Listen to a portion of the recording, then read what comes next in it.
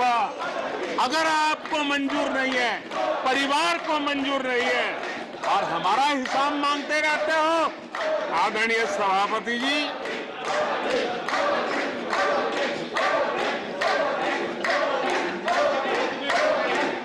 कुछ लोगों को समझना होगा, ये सदियों पुराना देश सामान्य मानवी के पसीने और पुरुषार्थ से बना हुआ देश, जन जन की पीढ़ियों की परंपरा से बना हुआ देश है। ये देश किसी परिवार की जागीर नहीं है। हमने मेजर ध्यानचंद जी का नाम पर खेल रत्न का पुरस्कार कर दिया। अंडमान में नेताजी सुभाष के नाम पर, स्वराज के नाम पर हमने द्वीपों का नामकरण किया। हमें गर्व हो रहा है। नेताजी सुभाष बोस के योगदान के लिए देश गर्व करता है, हम गर्व करते हैं। इतना ही नहीं, जो लोग आए दिन हमारे देश की सेना को नीचा दिखाने का मौका नहीं छोड़ते, हमने इन द्वीपों को परमवीर चक्र प्राप्त करने वाले सेनानियों के नाम कर दिया। आने वाली सदियों तक कोई हिमालय की चोटी एक एवरेस्ट व्यक्ति के नाम पर एवरेस्ट बन गई। मेरे द्वीप समूह, मेरे परमवीर चक्र विजेता, मेरे देश के सेनानियों के नाम कर दिया। ये हमारी श्रद्धा है, ये हमारी भक्ति है और उसको लेकर के हम चलते हैं। आदरणीय और इससे आपको तकलीफ है और तकलीफ व्यक्त भी हो रही है। हर एक की तकलीफ व्यक्त करने के रास्ते अलग होंगे। हमारा रास्ता है सकारात्मक। कभी कभी अब ये सदन है, एक प्रकार से राज्यों का महात्मा है। हम पर ऐसे भी आरोप लगाए जाते हैं कि हम राज्यों को परेशान करते हैं। आदरणीय सभापति जी, मैं लंबे अरसे तक राज्य का मुख्यमंत्री रह करके आया हूं। फेडरलिज्म का क्या महत्व होता है वो भली भांति समझता है, उसको जी करके आया हूं और इसलिए हमने कोऑपरेटिव कॉम्पिटिटिव फेडरलिज्म पर बल दिया है। आओ हम पर्दा करें, हम आगे बढ़े, हम सहयोग करें, हम आगे बढ़े, उस दिशा में हम चले हैं। हमने हमारी नीतियों में नेशनल प्रोग्रेस का भी ध्यान रखा है और रीजनल एस्पिरेशन को भी एड्रेस किया है। National progress and regional aspiration, इसका परफेक्ट कॉम्बिनेशन हमारी नीतियों में दिखा है, क्योंकि हम सब मिलकर के 2047 तक एक विकसित भारत का सपना पूरा करने के लिए चल पड़े हैं। लेकिन जो लोग आज विपक्ष में बैठे हैं, उन्होंने तो राज्यों के अधिकारों की धज्जियां उड़ा दी। जरा मैं कच्चा चिट्ठा आज खोलना चाहता हूं।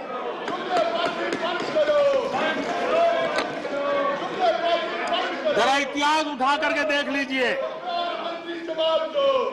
वो कौन पार्टी थी, वो लोग कौन सत्ता में बैठे थे जिन्होंने आर्टिकल 356 का सबसे ज्यादा दुरुपयोग किया।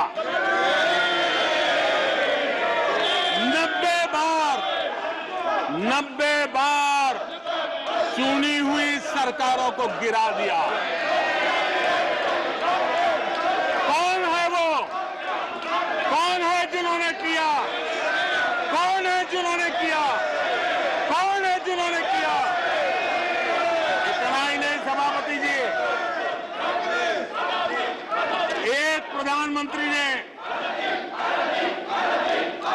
आर्टिकल 356 का 50 बार उपयोग किया, आधी सेंचुरी कर दी।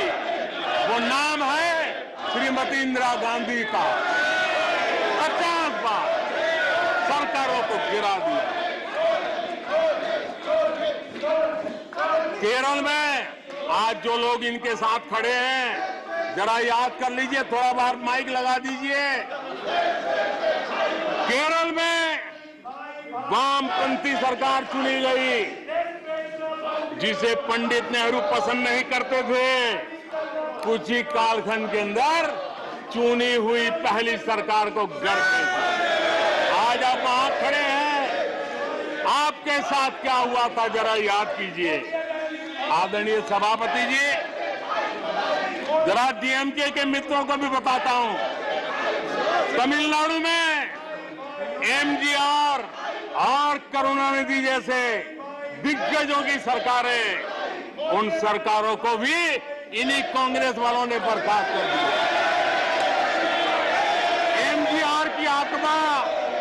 एमजीआर की आत्मा देखती होगी आप कहां खड़े हो। यहां पर पीछे बैठे हैं इस सदन के वरिष्ठ सदस्य और जिनको मैं हमेशा एक आदरणीय नेता मानता हूं, श्रीमान शरद पवार जी। 1980 में शरद पवार जी का आयु 35-40 साल की थी। एक नौजवान मुख्यमंत्री महाराष्ट्र की सेवा करने के लिए निकला था, उनकी सरकार को भी गिरा दिया गया और आज वो वहां है। हर क्षेत्रीय नेता को उन्होंने परेशान किया और एनटीआर के साथ क्या किया। यहां कुछ लोग आज कपड़े बदले होंगे, नाम बदला होगा, ज्योतिषियों की सूचना के अनुसार नाम बदला होगा, लेकिन कभी वो भी उनके साथ थे। वो एनटीआर की सरकार को, और वो तबीयत के लिए अमेरिका गए थे, अपने हेल्थ के लिए गए थे। आपने एनटीआर की सरकार को गिराने का प्रयास किया। ये कांग्रेस की राजनीति का स्तर था। आदरणीय सभापति जी, अखबार निकाल के देख लीजिए, हर अखबार लिखता था कि राजभवनों को कांग्रेस के दफ्तर बना दिए गए हैं, कांग्रेस के हेडक्वार्टर बना दिए गए। 2005 में झारखंड में एनडीए के पास ज्यादा सीटें थी, लेकिन गवर्नर ने यूपीओ को शपथ के लिए बुला लिया था। 1982 में हरियाणा में भाजपा और देवीलाल के पास प्री पोल उनका एग्रीमेंट था, उसके बावजूद भी गवर्नर ने कांग्रेस की सरकार के लिए निमंत्रण कर दिया था। ये कांग्रेस के पाप, और आज देश को गुमराह करने की बातें कर रहे हैं। आदरणीय सभापति जी, मैं एक बात को जानना चाहता हूं, मैं एक गंभीर विषय की ओर अब ध्यान देना भी चाहता हूं। महत्वपूर्ण विषयों को मैंने स्पर्श किया है और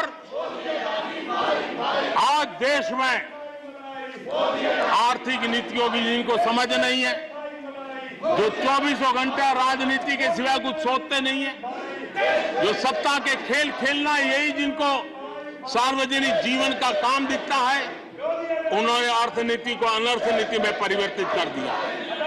मैं उनको चेतावनी देना चाहता हूं और मैं इस सदन की गंभीरता के साथ उनसे कहना चाहता हूं कि अपने रिस्पेक्टिव स्टेट को जाके समझाएं कि ये गलत रास्ते पर न चले जाएं।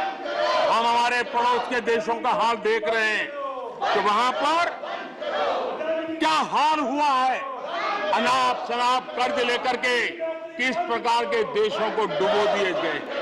आज हमारे देश में भी तत्कालीन लाभ के लिए अगर भुगतान करेगा तो आने वाली पीढ़ी करेगी। हम तो कर्ज करो जीपीओ वाला खेल आने वाला देखेगा।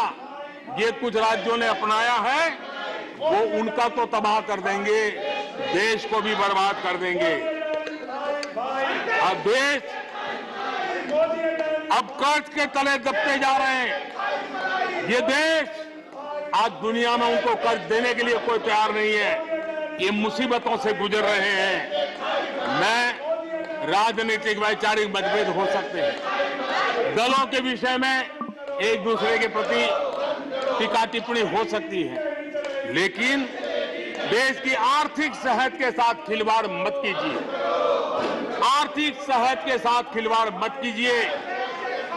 आप ऐसा कोई पाप मत कीजिए जो आपके बच्चों के अधिकारों को छीन ले। और आज अपना मौज कर लें और बच्चों के नसीब में बर्बादी छोड़ के चले जाए, ऐसा करके न जाए। आज आपको पॉलिटिकली सूट का मैंने तो देखा, एक मुख्यमंत्री ने बयान दिया कि भाई अब ठीक है, मैं तो निर्णय करता हूं, अभी मुसीबत मुझे कहां आएगी, 2030-32 के बाद आएगी, जो आएगा वो भुगतेगा। क्या कोई देश ऐसे चलता है क्या? लेकिन ये जो वृत्ति बन रही है वो बहुत चिंता का विषय है। आदरणीय सभापति जी, देश की आर्थिक सेहत के लिए राज्यों ने भी अपनी आर्थिक सेहत के संबंध में डिसिप्लिन का रास्ता चुनना पड़ेगा और तभी जाकर के वे राज्य भी इस विकास की यात्रा का लाभ ले पाएंगे और उनके राज्यों के नागरिकों का भला करने में हमें भी सुविधा हो जाएगी, ताकि हम उन तक लाभ पहुंचाना चाहते हैं। आदरणीय सभापति जी, 2047 में ये देश विकसित भारत बने, ये हम सबका संकल्प है। 140 करोड़ देशवासियों का संकल्प है। अब देश पीछे मुड़ करके देखने को तैयार नहीं है, देश लंबी छलांग मारने को तैयार है। जिनकी 2 वक्त की रोटी का सपना था, उसको आपने एड्रेस नहीं किया, हमने उसको एड्रेस किया है। जिसको सामाजिक न्याय की अपेक्षा थी, जो आपने एड्रेस नहीं किया, हमने एड्रेस किया है। जिस अवसरों को तलाशता था, उन अवसरों को उपलब्ध कराने के लिए हमने अनेक कदम उठाए हैं और आजाद भारत का जो सपना है, उन सपने को पूरा करने के लिए हम संकल्पबद्ध होकर के चले।